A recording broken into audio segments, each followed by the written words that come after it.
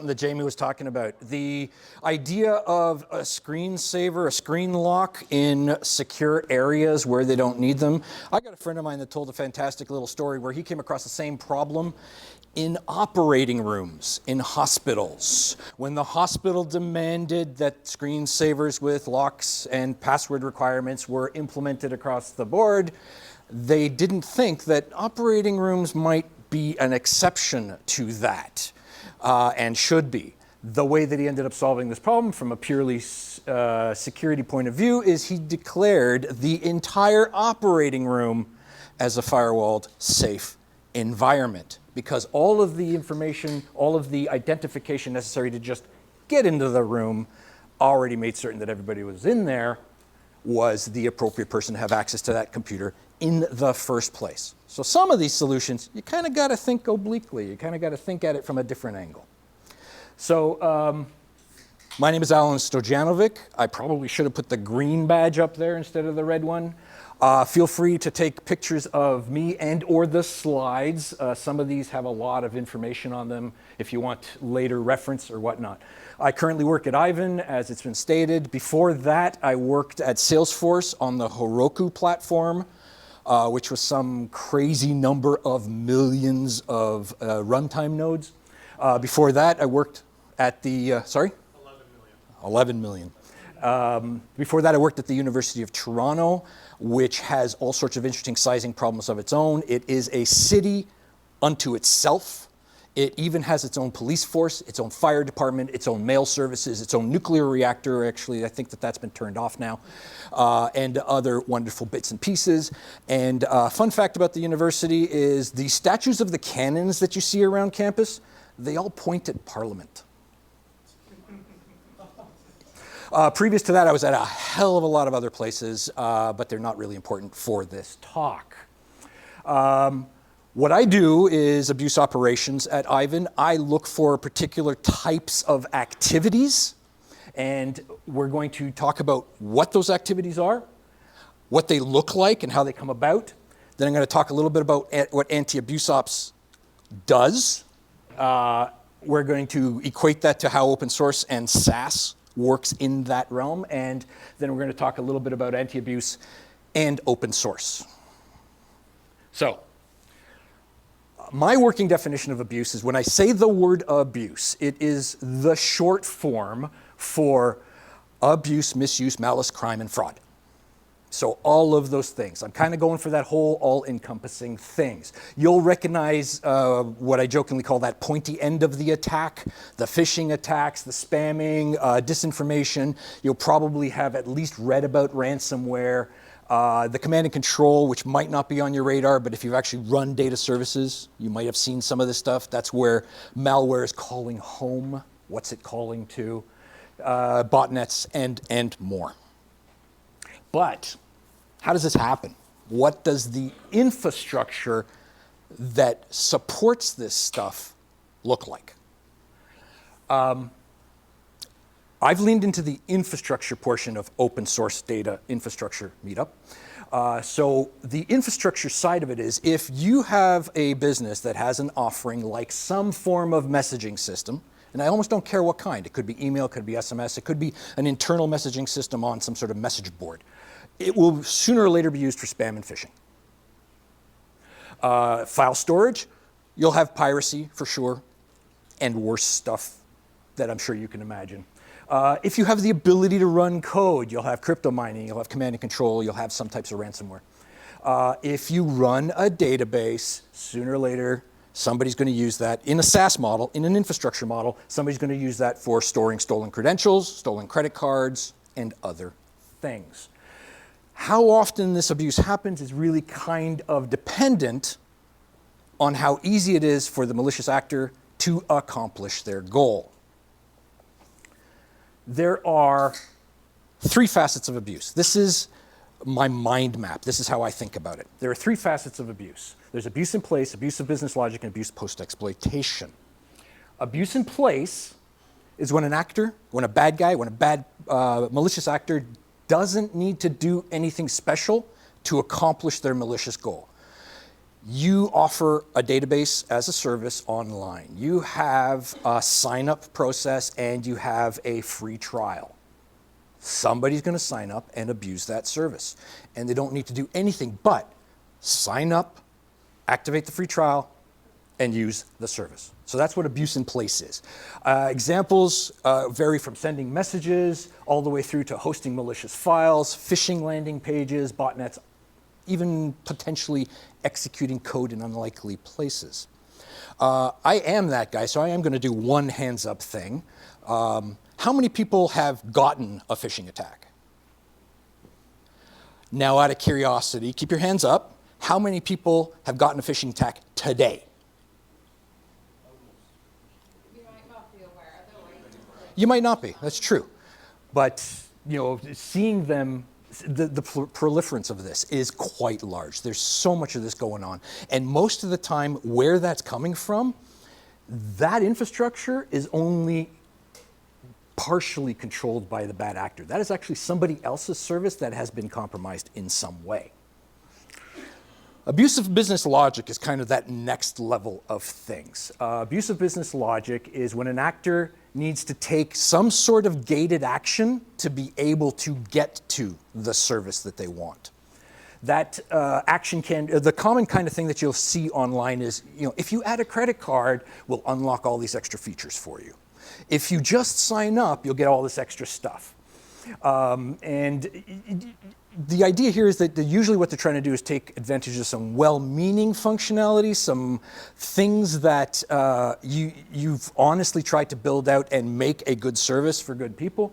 And it is being abused in multiple different ways. One of those gates is when somebody signs up for a service, they will get a certain amount of resources. So let's say if you have, again, a database offering, you sign up for that database, you might get one database. So, and you all know the answer to this, how do you get more than one database? Sign up more than one account. The number of people that I spoke to, especially in the student body, that will sign up for multiple Gmail accounts just so that they can actually get more storage. It's a common thing. Is it abuse? Personally, I don't care if somebody signs up 15 times. I care if somebody signs up 15,000 times.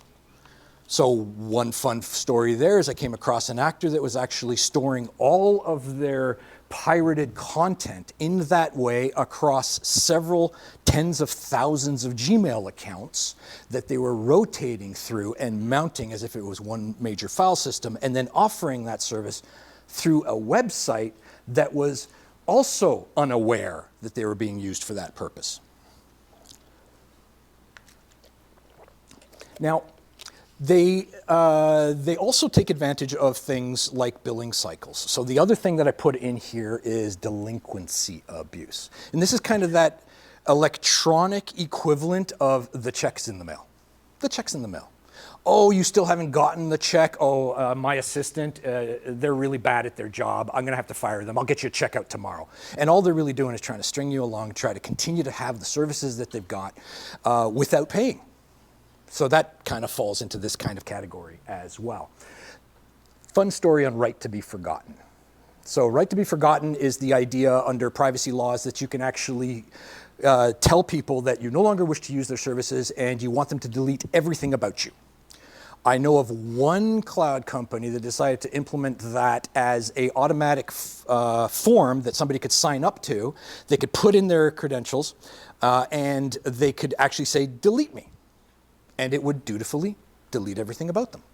And the bad guys clued in on this almost immediately, and what they were doing is those 1,000 accounts that they were creating, they would rotate them through the right to be forgotten functionality so that they wouldn't have to create new infrastructure. They could just cycle the same infrastructure over and over again by recreating new accounts with old email addresses. So they abused the service meant to, built to, or theoretically built to stop abuse of private information. The third one is what you're probably most familiar with. The third one is the abuse of at post-exploitation. So this is the one where somebody actually tries to take advantage of some sort of vulnerability, breaks into the system, and then does a thing. And the thing about this is that at this stage, if somebody successfully breaks in, if somebody can execute their own code at a privilege level, they can do anything that they want. So the impact can be huge. Now, the reason that I kind of separate out these facets from the intent is that even the attackers don't always know what they got. So I had in one case a attacker that has successfully compromised a server, had gotten privilege escalation, so they effectively had administrative rights to the server, and all they used it for was to send out spam to sell bulk golf balls. Why? No idea. But the other side of it is, usually what happens is that you'll hear in the news is somebody will be sitting on those servers or selling access to those servers for the purposes of another organization to come in and figure out how they can ransomware it or otherwise monetize that access. It's even gotten to the point where they will sell access to that server by the branding of the server. You can go into a darknet and you can say, I need access, administrative access to a workstation at CIBC, and somebody will try to sell you one. That kind of thing happens too.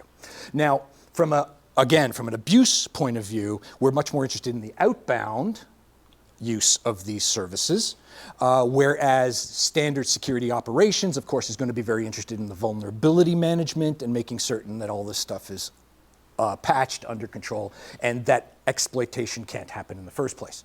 So you can think of security operations does the prevention, abuse operations on outbound attacks does the response. Follow that so far? Let's talk about difficulty.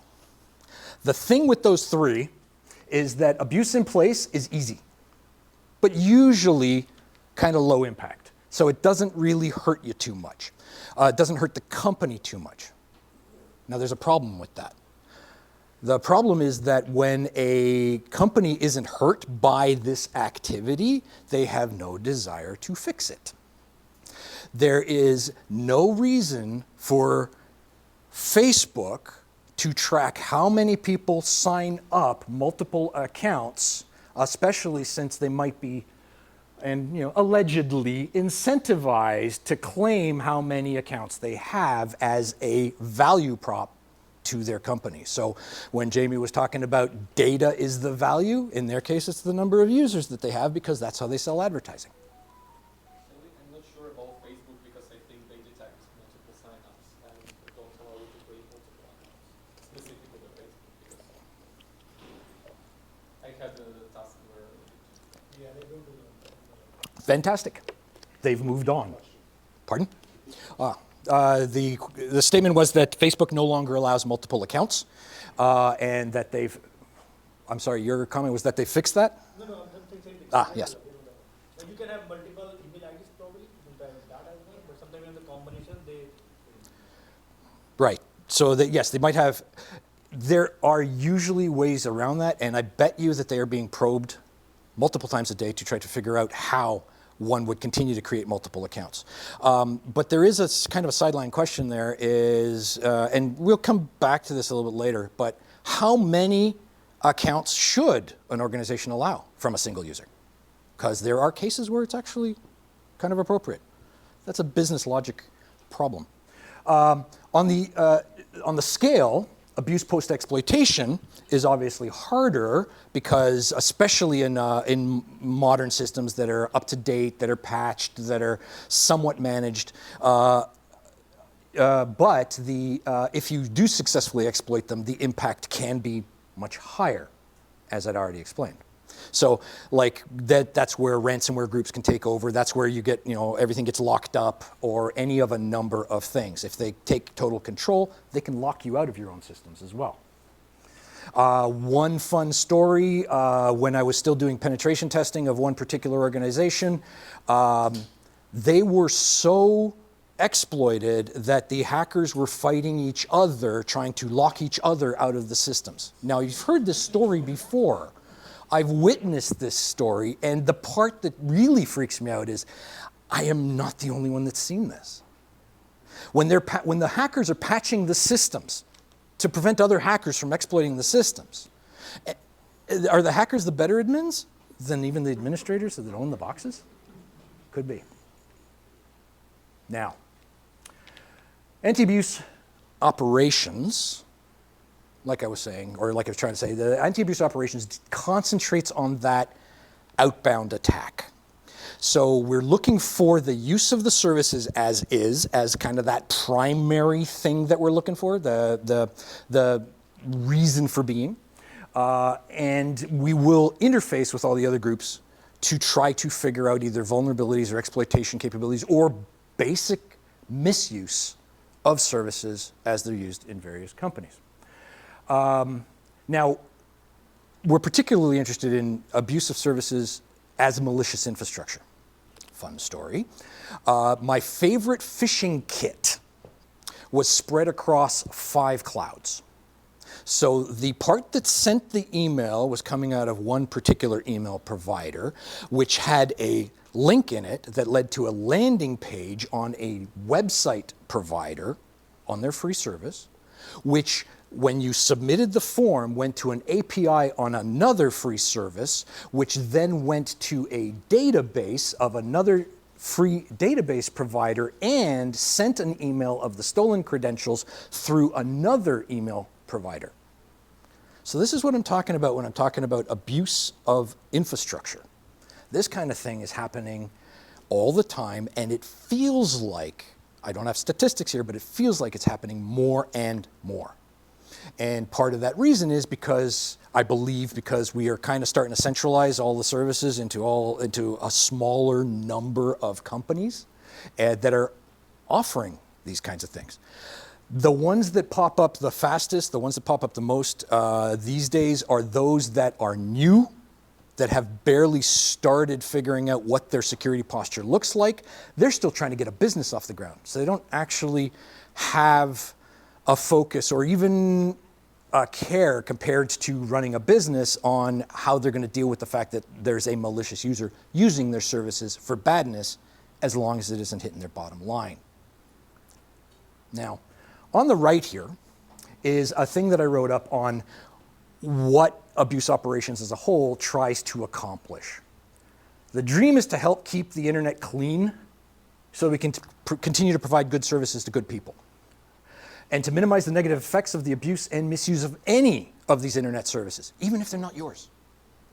So like, you get a phishing inbound, you have a link, that's a piece of evidence. You have an opportunity to be able to put that into somebody's hands to try to get it taken down. Finding those paths, yes, is difficult. Finding the people to talk to is hard. But you know what? I like to think it's worthwhile, because every time you get that taken down, you might stop somebody from actually falling for it. We look to expose badness and stop it wherever we can, educate and explain what we see, where and when we see it, and help take it down whenever possible. And I think that, I'm going to use the bad word, in the enshittification of this internet, that this is a worthwhile goal. One of the things from a very personal, selfish point of view, I have built my career dealing with internet services and internet systems, and I miss the old days of the internet before we found all this other badness and all this other stuff going on, because, well, because it felt genuine, it felt cleaner. Nowadays, I talk to, for instance, some of the kids these days, they don't pick up the phone. They don't even answer the phone. Why? Because the sheer volume of badness that they're getting has gotten to the point where it's not worth answering anymore. That cooling effect will continue for each of the technologies that we got. You kind of got a feel for it already for email, I suspect. I know a lot of people that don't deal with email anymore. Slowly growing. And with everything that's going on in the social media, starting to feel that as well. So maybe we can actually kind of try to push that back a little bit. A friend of mine actually summarized all this in much, much better wording. He says, we're trying to stop the victimization of people. Okay? So that's abuse ops, and abuse in a nutshell. Now, open source and SaaS. So the thing about SaaS services and any of the software that they sell, usually what they try to do is they sell a dedicated instance of that software or a login to that software, whether it's custom built, open source, or whatever. They build the capabilities for that software to be self-managed by the customer to some degree. The software as a service offering is responsible for the securing of that instance and the securing of the management plane of that instance. The customer that buys the service is looking to minimize, one of the reasons is that they're buying the service in the first place, is looking to minimize the internal toil that they have to do the same thing, to build the service. You ever have to, let's say, compile MySQL from scratch? Did you like it? No, me neither. So finding a service that actually does that for you and just gives you a login to that database is a fantastic value proposition, is really what the marketing people call it these days. They also minimize the internal expertise they need because finding DBAs, finding skills in IT is actually kind of hard these days. Finding those good people is hard these days. Also, it doesn't help the fact that everybody wants, that job description by committee where it's like you must be the entire team. I totally disagree with the concept of full stack development. I think that goes backwards. But that might be just me. They also resell all this functionality to potentially other customers. So the customer that signs up for the SaaS might have their own customers. That's going to be an important point. They build the products using the software. They rely upon the security and the expertise of the service provider. However, the customer is usually responsible for the data held within the service. Hard, crunchy shell, soft, chewy center. Okay? Anti-abuse and open source. When we start going down the path of trying to actually figure out what's going on, is a service being abused? What we're ultimately trying to do is answer this question. Who did what, when, how, from where, and were they successful or not? That's kind of a nice little trope, a nice little key phrase on what do we need to figure out to be able to make a decision on whether this is abuse or not. This requires, amongst other things, really strong audit logging. Anybody do open source development in the room? Anybody actually contribute? Fantastic. When the expectation is that an organization is running the software on their own, this is easy because all of that logging only has to go to one place. Usually one security team that will deal with it from there, maybe compliance if you're big enough to have a compliance team. When the software is deployed as a multi-tenanted solution, it starts becoming a little harder. So when you deploy Postgres and you sell a tenanted access to that Postgres, so everybody gets their own account, but it's the same Postgres instance and all they're dealing with is permissions on each of those accounts, what does the audit logging look like now? How do you actually separate those out? And as a bonus, how do you give the tenant only their logs? To date, this has been dealt with those multi-million-dollar solutions that security tries to sell you. If we build that into the software, that payment can go away.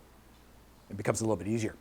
When the software that is deployed in the multi-tenanted is also supporting a customer's customer, if they in turn have a subset of that within their application, now it's actually quite complex to figure out how to do audit logging in such a way that it's actually useful to everybody. And then doing all that without leaking data. I have a humble request of anybody that ever talks about logging. Find a way to be able to do debug logging without including data values. Because redaction of data is difficult, especially when you consider the fact that way back when, one back slide, I was talking about the fact that the customer is relying upon the expertise of the SaaS. The implication there is they don't necessarily have their own expertise, so you can expect them to use the service incorrectly. At least make it safe. Okay? There's more than this, but this kind of really does get the point across. So, anti-abuse in SaaS, up here, I've put that wonderful little phrase, who did what, when, from where, and were they successful or not. If every piece of logging that you provide, if every piece of auditing can answer some portion of that question, then my job and my team's job and anti-abuse operations jobs across the board get easier.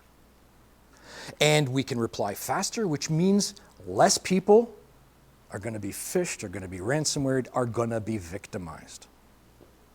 All right? Who? Was it an automation? Was it an admin? Was it a tenant? Was it a customer's customer? These kinds of questions we're asking. How can we, security operations, I am not an engineer, I'm an analyst. If I have to change code, something's gone horribly wrong. How do we separate the logs? Same reasoning. Now the what. What was the attempted action? What did they try to do? Was it an SQL select? Was it a function call? And we can include the function call without actually including the parameters, please. That's with the redaction of sensitive data. Timestamps, when? Timestamps to the millisecond. 11 million servers at Heroku. If I did not have timestamps to the millisecond, I couldn't actually answer this question because everything starts looking like the same session. If you have trace IDs, all that much better. If you have the capability of actually putting together, this user did this, and then they did this, and then they did this, in a sane way, bonus points. That's what I need, that's what I'm looking for. And explicit success and failure notifications. One of the things that is very, very difficult to deal with, and this goes all the way back to the original firewall days. The original firewall would log denies only. And then somebody tried to flip that and say, you know what? We're going to deny everything by default so that we can log successes only. No. When an auditor or a lawyer comes to you and says, tell me what happened, I need to be able to point at a line in the log and say, and they were denied, and they failed, and it didn't work, or and it worked, and they were successful in this step of whatever it is that they were trying to do. Follow that? Now, I'm not talking anything particularly new here. A lot of software already does this a lot, except it's a little old, it's a little antiquated, and sometimes it's not up to date or updated or whatever it happens to be, especially when it gets to multi-tenanting, especially when it gets to customers. So getting that stuff up to date is kind of always going to be a challenge, but keeping this in mind as you move through the open source world would be of great help to anybody in the security field, anybody that does investigations, all right?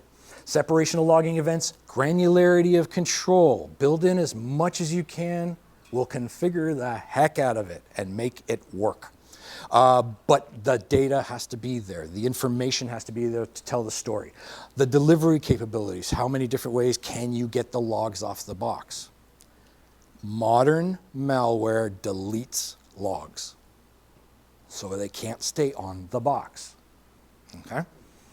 Also format capabilities. This is kind of a new thing that's really coming up lately because the old syslog, a single line entry, just doesn't really cut it anymore.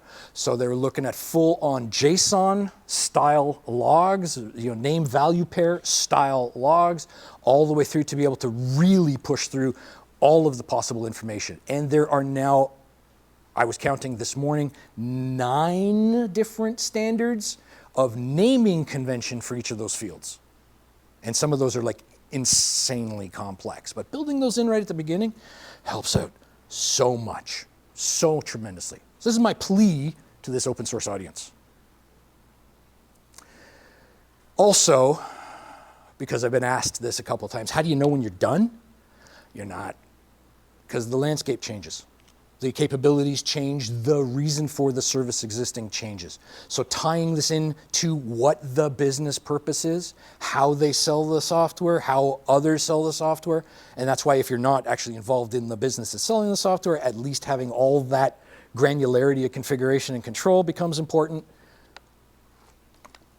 Since the expectations are changing, you'll never be done, sadly.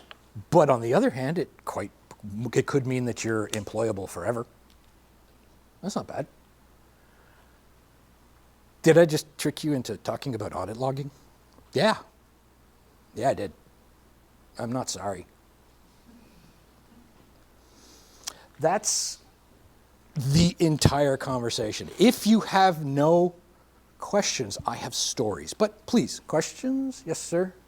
Yeah, as an abuse engineer, would you say, so we are kind of defining the context as full as possible, as to like answering all those questions, just for the audit sake, but do you have a good model which could be used for prevention rather than, Do I have a good model that can be used for the prevention of abuse of services? because ultimately we want to build that. Ultimately, you do. Ultimately, you want to build that. Yes and no. So there is kind of a taxonomy that you could put together depending on the service offering. So back to that original way back here. Wait, I'm going the wrong direction. I'm sorry. If you have, then you will. Right? So this can get really, really long. And how far you take this can get a little crazy. Like, you want to have a fantastic read the Reddit Trust and Safety Transparency Report and how they deal with just simple content abuse. And I'm talking everything from top-end misinformation and disinformation campaigns all the way through to questionable content. Is it r/trust and safety tools? I couldn't tell you what the subdirectory is. It's in their admin channels. Oh, yes, sir. I'm going to tell you what you told me when I hired you to solve the abuse problem. And you said, build abuse observability into the system from day one. So Jamie's comment is what I told him when he hired me, build abuse observability into the product from day one, right? Yeah. Now, that's what all that audit logging actually is. So what the abuse looks like, what the landscape is really, really hard to define unless you know exactly what the business is doing. So you remember that slide in Jamie's thing that said, understand the business? That's what you're going to need to do. How do you, I have suddenly weirdly found myself to be the expert on credit card fraud. Not really my area, not where I started, but here we are just because I looked and I tried to understand what the business was doing. Does that help? Does that answer your question? But I was thinking in the terms of defining some normality so that if something goes above that, like defining thresholds pretty much for everything, and then if anything goes above or below that, you kind of can estimate or just default it to, it's not trustful or anything that is happening it's going to be banned at a certain stage, use of the API at a certain rate, or calling some services again and again, doing the Okay, so let me see if I got this down correctly. You're talking about finding baselines of thresholds for the purposes of stopping abuse, like rate limiting APIs. Those are some of the examples, but basically normalities are. So I'm going to ask a question back to you. What do you have left when you've done all that? In terms of what is it tangible, something that you're looking for? What kind of abuse do you have left? The abuse would be everything related to data, so data and privacy. Right. So if I have a rate limit on the API, and it's a hard limit, there's two types of alerts that I want to know. I want to know if somebody hits the limit, and I want to know if somebody exceeds the limit. Both of those, or the first one is actually kind of threat landscape check. Somebody is trying to do something. You don't know whether it's malicious. If they successfully bypass the limit, they have bypassed a gate. They have managed to reach some limit and gone above it, and now you can call it abuse of business logic. You still don't know intent. But it's enough to be able to now go in and look. The and look part, you'll never automate. You can't, because the nature of the abuse, for instance, is dependent upon your own acceptable usage policy, for instance, your terms of service. I got to do one more hand show. How many people here have actually read the terms of service of their companies? I like this.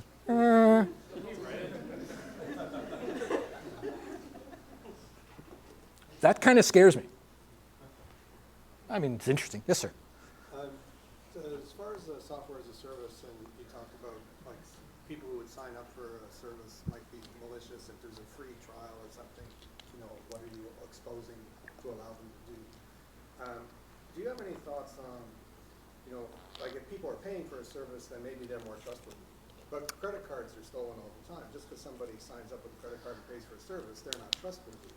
So, do you have any thoughts on like This is how to somehow, you know who to trust more, and at what gates can you put there when people sign up for things to make sure that they're really the customers that you think they are? So the question is, do I have an idea of the gates to figure out whether a customer is trustworthy? I actually kind of have four. Very loosely four. So a customer off the street, so they've got an email address. That's all you know about them, right? Untrusted. You're going to give them enough service to figure out whether they have an intent. When they add a credit card, if you have a free first and then credit card later, which a lot of these services do, if and or when they add a credit card, you want to validate the credit card. Fun fact, between my house and work is a number of halfway houses and homeless shelters, and they hand out prepaid cards. And the number of prepaid cards that I find on the sidewalk, my stack is about an inch thick. And all of them have like $1.14 on them. And I have successfully signed up for 30 days worth of credited service using these cards, right? So the next layer is, what can you charge the card? And have you? So the first level of trust is, did you process a payment? Did you get paid? And then that fourth level, and then you can actually extend that a little bit into how many times did you get paid. So if you got a customer that successfully paid 12 invoices, you're probably okay. But the ultimate level is signing them up for enterprise, putting them under contract, putting them through KYC, that's know your customer, if you have any kind of, and you should. And my personal favorite at that level, security team to security team conversations, so that you can actually have an ability to be able to share information across those two teams, and that allowed in the contract, ideally. Does that answer? I'm not sure who was first. Black shirt first? That me? Yes. That's me. So you mentioned that auditing logs is a really important part of finding security breaches. I'm just curious if you've come across any software that helps you in that, like it helps you search for logs, you're using AI or anything, any kind of thing that makes auditing logs easier? AI? Get out. The question was whether I've actually come across any software that helps do log parsing to make auditing logs easier. When the logs are not yours, using anybody's parser is going to help you. When the logs are yours, you're better off actually writing logs specific to the services you offer. So here's a fun thing. When a security person comes to you and says, that can never happen. When an engineer comes to you and says, that can never happen, take that as a security assertion and build a logging alert on exactly that situation happening. Because now you know when it happens, you've got a 100% fidelity alert that something bad is going on, right? The best logging things that I've come across are those that build timelines, because they help you answer that original question. Who did what, when, from where, how, and were they successful or not? So there's log to timeline capabilities within, the log to timeline products that will deal with some of the more verbose logs, like cloud logs and whatnot. But then tying that together with the specific logs that you built for your business really brings it home, really ties that together to be able to build a case, something that stands up potentially in a court of law if you need to go that far. Does that answer your question? Sir. Last question. Okay. So I have a question on, kind of if you could elaborate or expand on it, the file storage one. In cases where you have metadata that, can track the GPS coordinates and things like that, is that, at what point do you consider that a use of cloud and security and versus a feature just of the data itself? Versus? A feature of something that's actually useful. Honestly, I'm not certain I understand the question. How do we tell the difference between good files and bad files? Well, no, it's more on would you consider metadata in like video and media files as these cloud services when you give location information and things like that? Do I consider metadata of files as part of the abuse of services, considering it has location data and whatnot? Well, one of the things that I found is any piece of information that is potentially supplied or controlled by a malicious user is useful. So would I use, let's say, EXIF data? Yes, I would. In the case of files like you know what I mean by the or worse part here, right? Or do I actually have to say the bad words? Okay. When it comes to that kind of thing, I will find law enforcement and report them. And if they're going to give me their location, I will use that information. Right? Now, it's funny you should bring that particular piece up, because the other side of that is what I half-jokingly call the privacy edgelords, that are very, very minuscule and very few, that will insist upon a level of privacy beyond what is necessary for the securing of the services that I work under. And for the most part, I respect everybody's privacy, because otherwise I wouldn't be able to get my work done. However, that does not legally and contractually stop me from, if I have evidence or a complaint, of looking to see if you're doing something bad or against contract. And at that point, if, let's pretend it's a false positive, somebody's complained and it turns out that they're blowing smoke, I tie it back up into a big bow, all of the evidence collection is deleted, I move on with my life, customer moves on with theirs. If, however, badness is found, then we will do what is appropriate to the badness we found. Or I will. That's been the job for the last 3. Does that answer your question? Well, I'm around for a little while longer. That's why I was saying last question on that. Let's give Allan a round of applause.